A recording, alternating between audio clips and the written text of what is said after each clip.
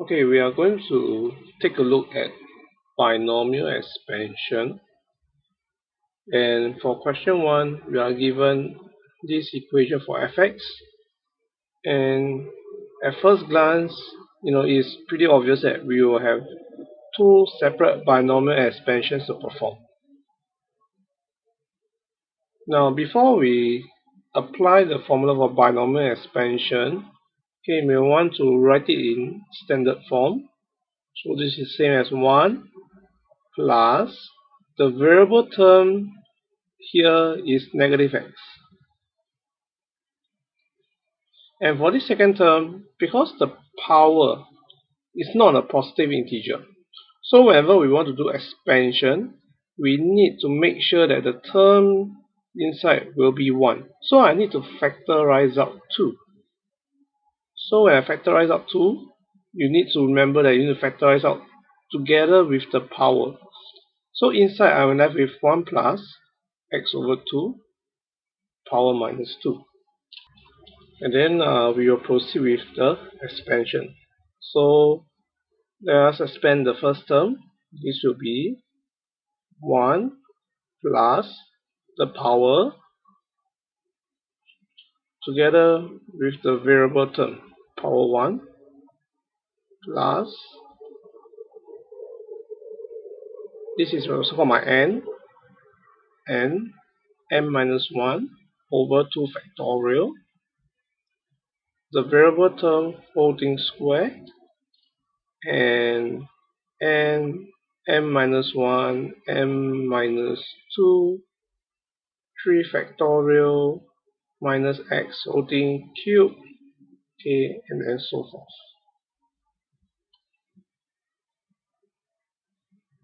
And now let us expand the second term. 2 to the power negative 2 is just a quarter, and I'll have 1 plus the power, the variable term, plus n minus 1, 2 factorial, the variable term holding square, and n minus 1, m minus 2 over 3 factorial, variable term holding cube.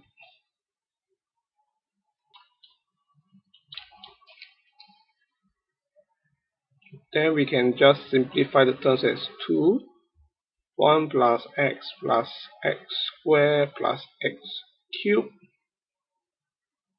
plus a quarter, 1 minus 2 x over 2 plus 3 x over 2 square plus, sorry, it should be minus 4 x over 2 cube, etc. And we only want terms up to x cubed, so I can just simplify. I have this.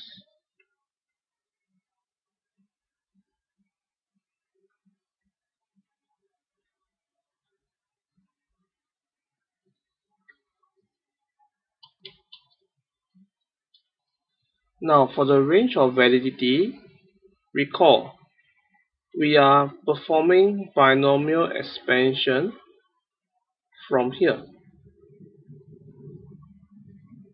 So we have two binomial expansion.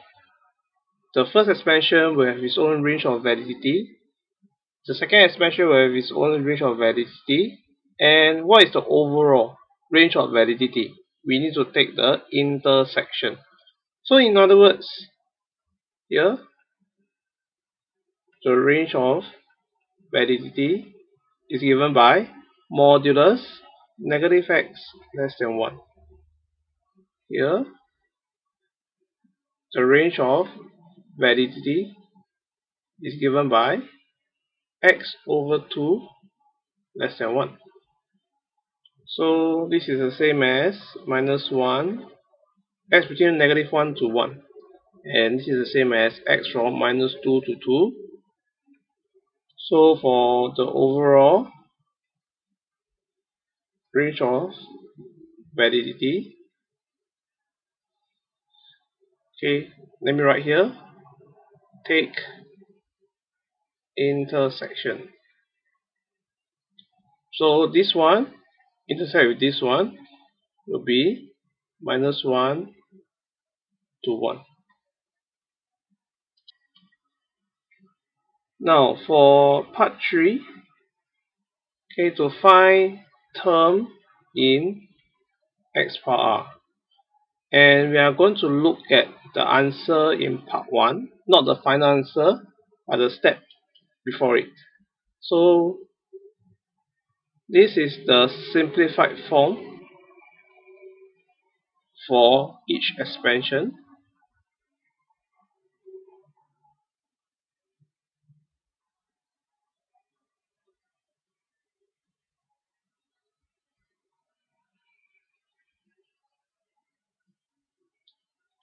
Now from here, inside, you can see I have 1, we say x power 0, x power 1, x power 2, x power 3.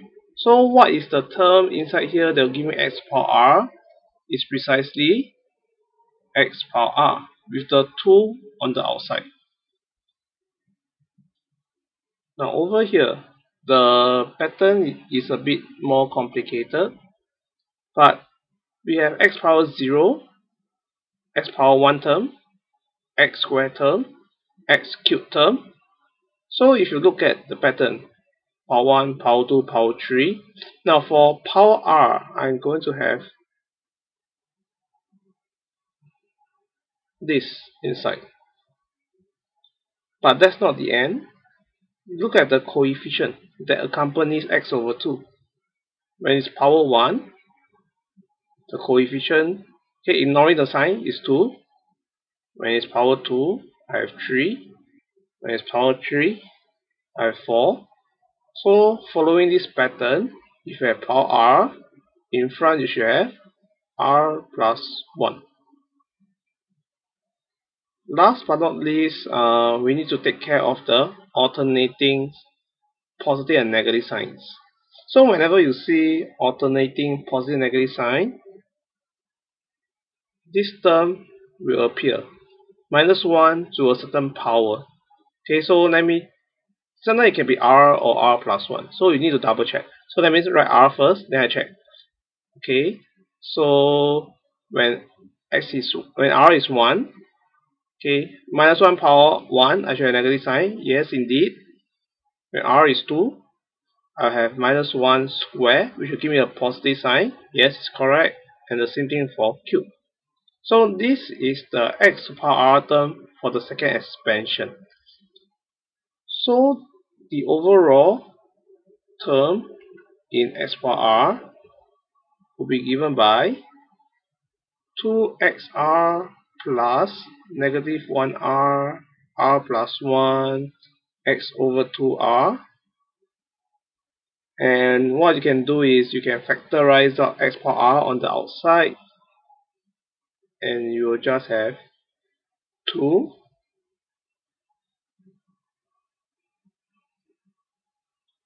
okay, apology,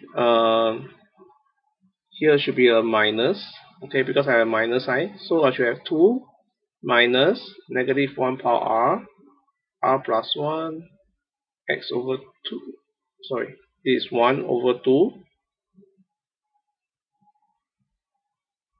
to the power of r, putting x to the power of r. And not forgetting, I should have a 1/4 over here. Should have a 1/4, and should have a 1/4 over here. Okay, you can further simplify this if you want, but basically this is the answer.